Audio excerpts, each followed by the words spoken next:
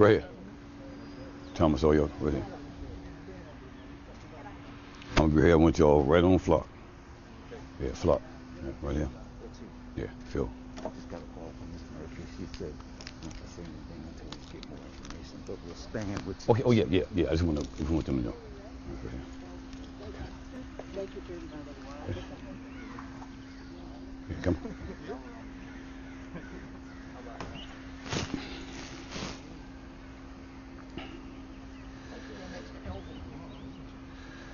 I'm the one getting the honor. I get to stand next to y'all fine, ladies, gentlemen.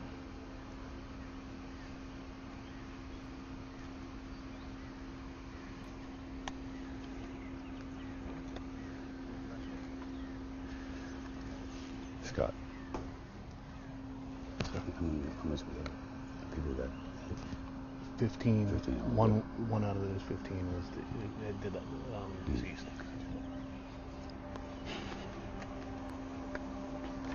Let me know when you're ready. Okay. I can't say it's a good afternoon because it's not in the life that I live as a police chief.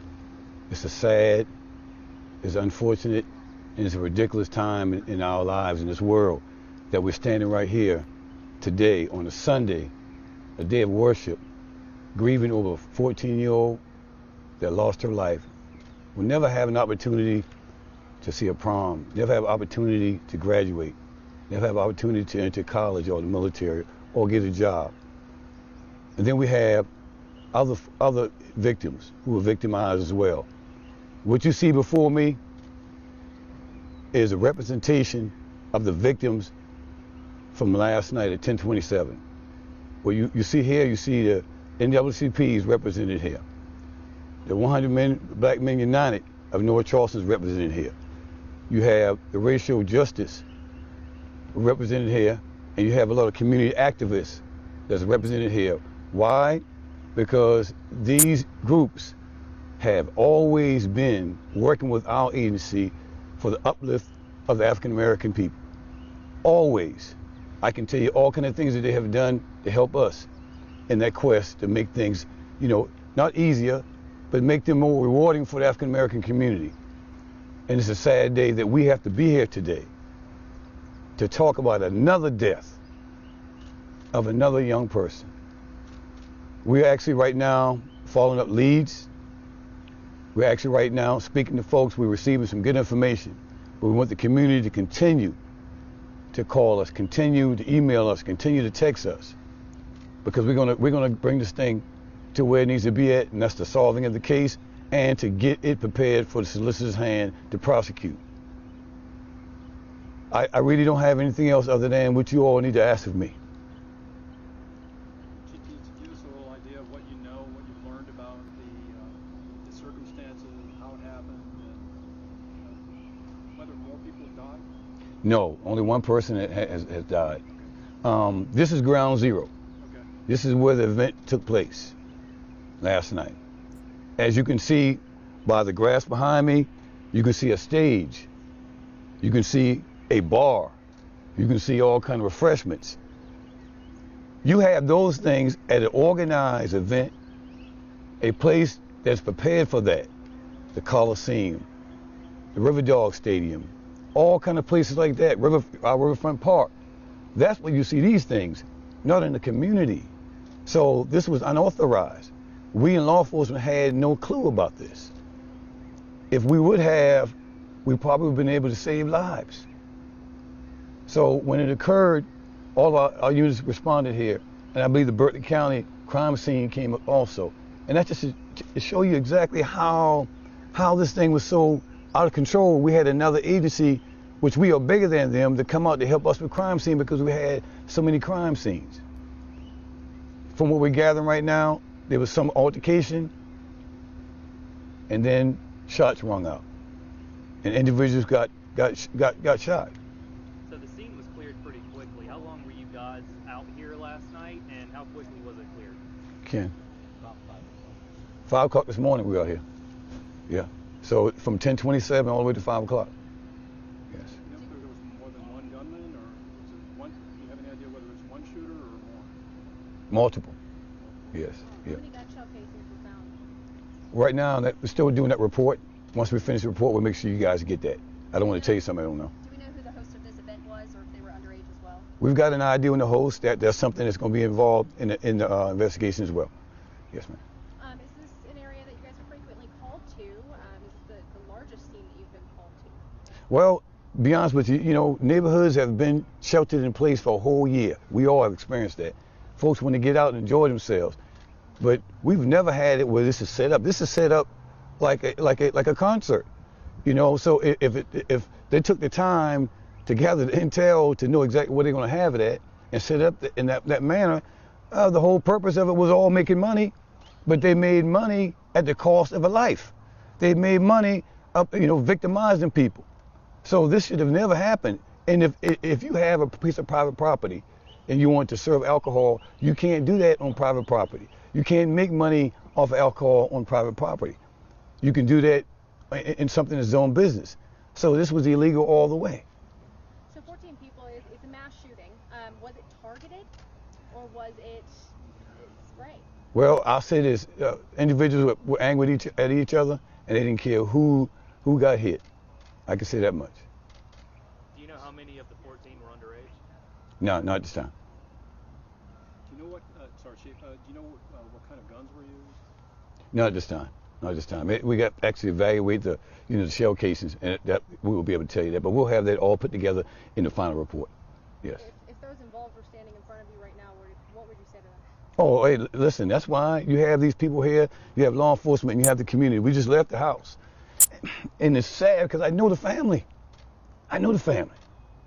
I keep seeing the same people I grew up with, same people I went to church with. I play sports with. It's the same thing. So we want to tell the folks who are responsible, just like we tell everybody, we are going to bring you in and we're going to charge you and we're going to walk this thing through Scarlett Wilson's office so that you get every bit of every day in jail that you deserve to have. Every bit. Has there been an increase in crime in the North Charleston area over the past few months? It seems like there's been a shooting every other weekend or every weekend. I'll say one thing about that question is this. We don't want anybody to get hurt and shot. But it's going on all over the place. And what we do, we're diligent. Basically, we predict. And we predict a lot of clubs that we have. And we had officers stage at the clubs. We call it predictive policing. But you can't predict something that you don't have any idea of. And then, as you know, some folks will always try to find a way to get around things. And they're not trying to get around it because it's the right thing to do. They try to get around it because it's the wrong thing that they're doing. So, yeah, we have uptake like anybody else. But we're out here grinding every day, trying to provide a safe environment. And we will continue to do that as long as I'm here. Chief, I heard from a neighbor that there was some girls were from out of the area, maybe Ashley Phosphate area came down, and that might have been the trigger for the fight. I don't know the motive, but I know one thing. Something happened here that should have never happened. It should have never been set up in the first place here. That's the first problem. And after that young girl lost her life and 14 other people got victimized, that's another problem. You know the owner of the property by any chance? No, but that's something we will find out. Yeah, yes.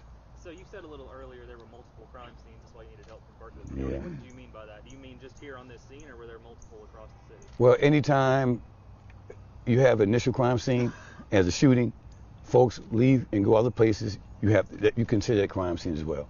Yeah, any place that a victim is a crime scene, basically. Chief, I know this is kind of personal. You said you knew the family. Did you know the 14-year-old? No, I didn't know her, but I know the family. Yeah, I did not know her. Anything about her that you think would be appropriate to share with us? Well, most of all, most importantly, condolences to the family, and we know that the Bible says, God judges us by our hearts, and the 14-year-old girl, come on, she couldn't have had any problem with anybody. So all I can say about that is, I know that the Lord's going to give her a resting place. When that time comes, when we all got to see Him, she'll be there. What was the age range of those people here? Was it mainly minors? Yeah, it was mixed ages. Yeah, mixed. Do you know the conditions of all the other victims right now who were shot as well? Not really. Of course, there's one person was shot in the ear and things of that nature, but we have to take a look at everyone because we had to go to different hospitals as well. Are any other injuries life-threatening?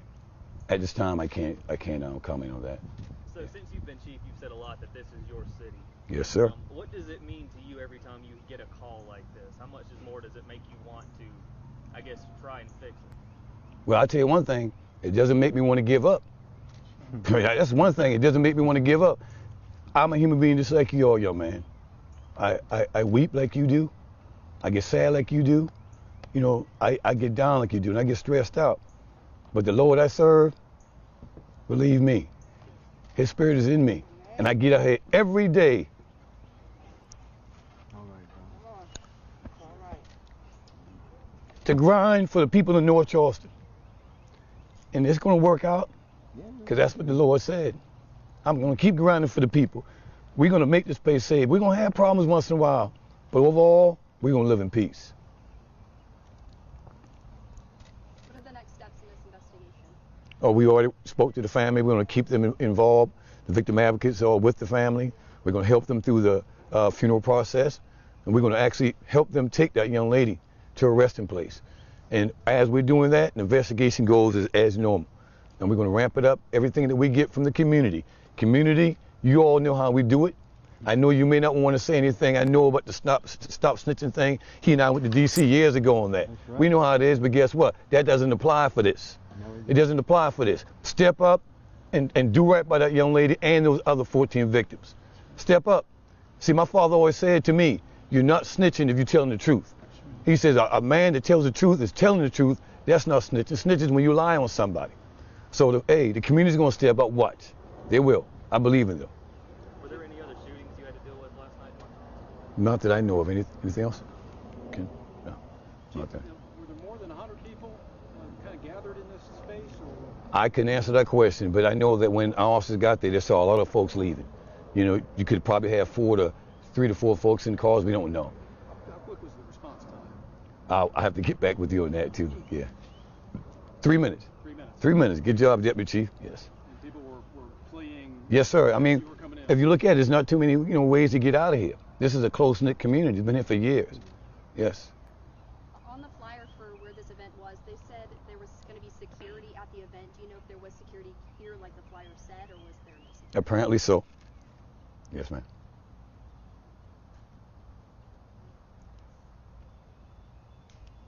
Any questions of me? Okay. Any other folks? Sorry. Yeah. Forgive my lack of history research. Yes. How, in terms of mass shootings in North Charleston, how does this fit in that? Sir, one shooting is massive to me. Yeah, one shooting is too much. So I mean, we're praying with everybody that's involved, but one shooting is too much for me. I just want to keep our minds on the families of the victims as well as the young lady that passed. Well, we got to keep the spirits up, thinking about what they're going to be experiencing tonight, and the next day, and days after that. Yes. Thanks. No, thank you. Okay. No. Okay. I'm Elder Johnson from Racial Justice Network. First thing of those, this goes to the family. And I want to appeal to the community. Somebody knows something out there, so please get in touch with our Charleston Police Department. If not, get in touch with Racial Justice Network at 843-532-0787. Chief and I just had a conversation on last week in coming together to try to deal with the crime within the community. Racial Justice Network is in the process of setting up an 800 number that parents, you can call in if you got problems with your kids. So we're not just sitting back doing anything. It's so hard to know when something like this is going to happen. If we knew it was going to happen, then we would possibly do something about it. But we got the communities and organizations working hard to try to deal with the problem. We just don't want it to get out of hand like Chicago or something like that. So I'm also appealing to the business in North Charleston and the city of Charleston, where blacks spend their dollars. We need you to get involved in the crime in the community also. Get involved. We need your help in order to put programs and get these stuff together for these young people. So I'm asking the business community to please get involved. Racial Justice Network will be letting the media know the 800 number where the parents, if they hear something, where the kids are saying, If they don't want to call the police department, call Racial Justice Network, and we will meet with that family and their son or their daughter to try to deal with this crime in the community. Thank you. Black Men United. Pastor Thomas Ravenel, United Black Men of Charleston County. Again, our prayers and condolences go out to the family. Also, we want to say, and Chief Burgess touched on, so did Elder Johnson, we have to get more involved. We have a theme that we say, see something, say something. It is very important that we report whatever information we have. Whether you may think it's not that important, let the police department make the decision how important it is. Whatever you saw last night, whatever's you seen on social media, anything, any information, whatever your phone may have picked up, whatever pictures you might have taken by accident, we need that information delivered to the North Charleston Police Department. Again, we cannot continue to see crime in our communities, and we continue to get out our cars, close our blinds, close our curtains, and see criminal activity going on in our community. It starts with us. We must send a message out to those responsible. Secondly, we are asking the community to please allow the police department to handle this case.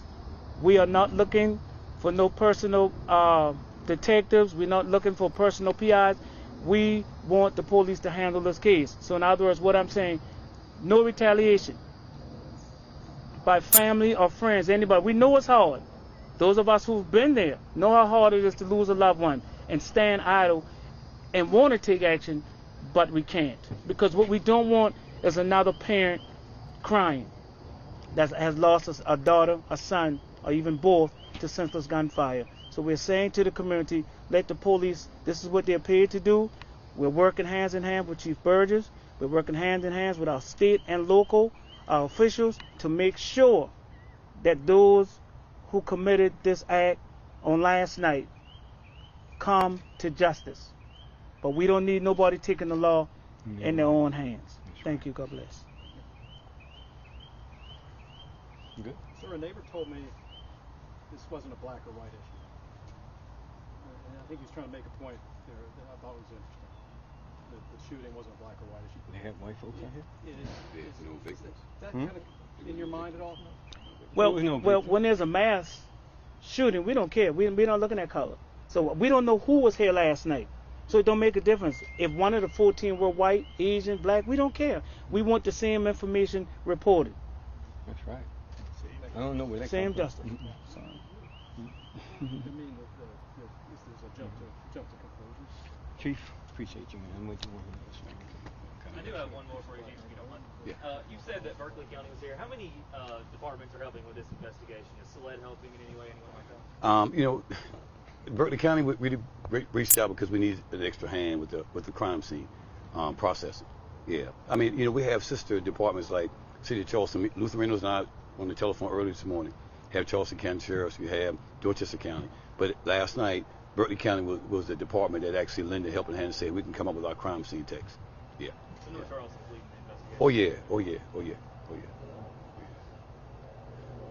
You don't have any leads on numbers of suspects? No, not at this time. Not at this time. You mentioned there was multiple shooters. Yes. 2, 3, 4? Don't know. Don't know. More than 2? Don't know, sir. Don't know. Don't know. Mm-hmm. Yes. I'm going to walk back to the house. Okay. No, thank you all. Thank you all for coming. Thank you. Thank you.